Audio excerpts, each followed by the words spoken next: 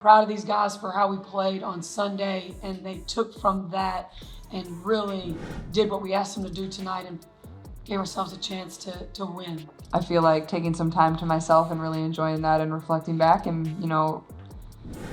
it was special. There was a lot of things that this group accomplished. I mean, these guys never were in a position that we couldn't win this game. We were right, whatever it was at half, and we just kind of kept, it was like an engine. We just kind of kept getting better as the game went on. The Indiana Fever just got a harsh reality check. They thought they were ready for the big leagues, but the Connecticut Sun schooled them 93-69. It's like watching David versus Goliath, but David forgot his slingshot. Want to know how it all went down and what it means for Caitlin Clark and the Fever? Stick around. Let's talk about that experience gap. The Sun have played 222 playoff games. The Fever, just 19. You know what that means? The Sun were playing chess while the Fever were still learning checkers. It showed on the court big time. Now about Caitlin Clark. You're probably thinking, she's a superstar, right? She must have dominated. Well, she scored 11 points. That's it. But there's more to this story, and trust me, you're gonna want to hear it. Is the rookie sensation struggling under playoff pressure, or is there something else going on? We'll get into all that juicy stuff next. Definitely had our opportunities late, and then a few different miscues, and it's back to a 2-possession game, and we couldn't quite get over the hump there. A couple of defensive situations that we're gonna, go back and be probably really upset about. But I mean, these guys, they battled, and these guys, they're a great team. Connecticut is a great team. Good little taste of, what's possible for this organization and for this franchise, and there's a lot for us to, hold our heads high about. We're all competitors in that locker room, and so it doesn't feel good.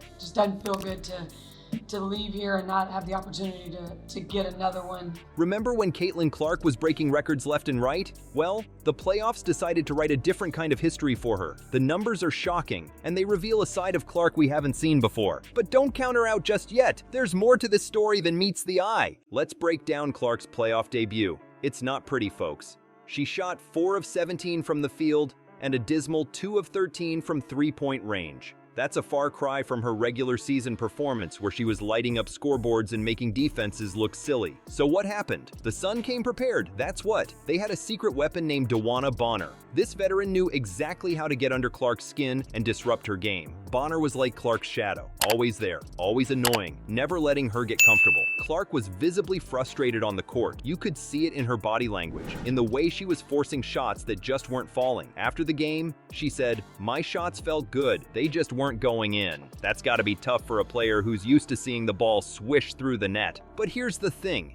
Even superstars have off nights. And let's be real, this wasn't just any night. This was Clark's first taste of WNBA playoff basketball. The intensity is different. The pressure is cranked up to 11. And suddenly, all those regular season stats don't mean a thing. You know what's crazy though? Even with this rough game, Clark's rookie season is still historic. She didn't just win Rookie of the Year, she was unanimous. That's like getting a perfect score on a test that everyone said was impossible. We're a young group, a pretty inexperienced group, but we came together and I had a lot of fun playing with one another, and that's sometimes the worst part of it is you feel like you're really playing your best basketball and then it has to end. I mean, everything that we talked about that we knew would help us be successful tonight, we did that. I don't even think we made an adjustment at halftime. We watched a couple situations that we knew we could be better at. It'll definitely be probably a little weird for me over the course of the first couple weeks, and then I'm sure I'll get bored and pick up a basketball again. So yeah, it's kind of the advice that I've been given all year, just with the sold out arenas that we've been playing in and the way these guys have just kept growing. They've just kept growing into being where we are right now. So what does this mean for Clark and the Fever? Is this the end of their playoff dream? Not so fast. Remember, this is just one game. Clark's shown us time and time again that she can bounce back. She's got that killer instinct, that drive to prove everyone wrong. And let's not forget, the Sun have been here before. They know how to handle playoff pressure. For the Fever and Clark, this is all new territory. They're learning on the job, and sometimes those lessons can be brutal. But here's why you shouldn't write off Clark or the Fever just yet. Great players and great teams use games like this as fuel. They study the tape, they make adjustments, and they come back stronger. Clark's not the type to let one bad game define her. Clark's determination is one thing, but what happens when the very rules of the game seem to shift? There's a storm brewing in the WNBA. And it's not just about points on the scoreboard. How much can one rookie take before something has to give? You thought the drama was all on the court? Think again. The refs were blowing their whistles like they were auditioning for a marching band, and Clark was their favorite target. Fans were losing it, screaming at their screens every time Clark drove to the basket and got knocked around without a call. It was like watching a boxing match where only one fighter gets penalized. And get this, the refs weren't just messing with fouls. The clock was going haywire too. Imagine you're Clark, trying to mount a comeback, and suddenly the shot clock decides it's only giving you 14 seconds instead of 24. That's not just frustrating, that's game-changing stuff right there. But wait, it gets even crazier. The ref's whistle pack, the things that are supposed to stop the clock automatically, were malfunctioning. So now you've got players, coaches, and fans all scratching their heads, trying to figure out what's going on. It's like playing basketball in the Twilight Zone. Now, let's talk about those technical fouls on Clark. She's racked up 2 this season, and fans are starting to wonder if the refs have it out for her. The latest one had people scratching their heads. Clark barely reacted, and bam, technical foul. It's like the refs were waiting for any excuse to blow that whistle. You know what's wild? All this drama is just adding fuel to the Fever's underdog story. They're not just battling experienced teams, they're fighting the clock, the refs, and probably their own frustration. It's David versus Goliath, but David's slingshot keeps jamming. But here's the thing.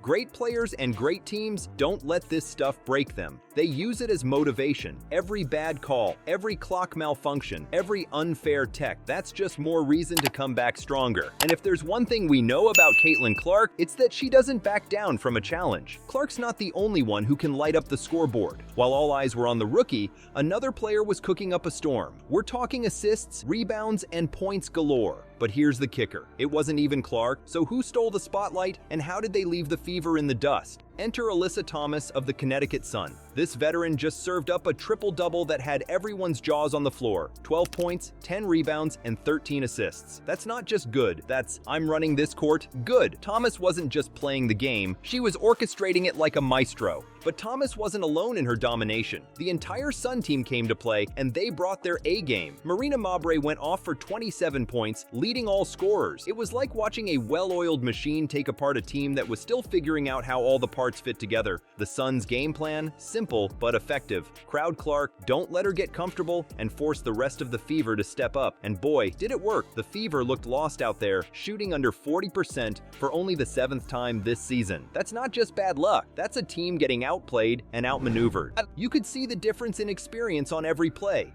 The Sun were calm, collected, and in control. They knew exactly what they wanted to do and how to do it. The Fever? They looked like they were trying to solve a Rubik's Cube while riding a unicycle. Every time they thought they had it figured out, the Sun would switch things up and leave them scrambling. But here's the thing about losing. Sometimes it's the best teacher. The Fever's coach, Christy Sides, knows this. She said after the game, they know what it takes to step up to that next level, that playoff level. That's coach speak for, we got our butts kicked, but we learned something. And you know what? She's right. This game wasn't just a loss for the Fever. It was a crash course in playoff basketball. Every missed shot, every turnover, every defensive breakdown, that's all fuel for the fire. The Sun showed the Fever what it takes to win when it really counts. And you can bet Clark and her teammates were taking notes. So what's next for the Fever?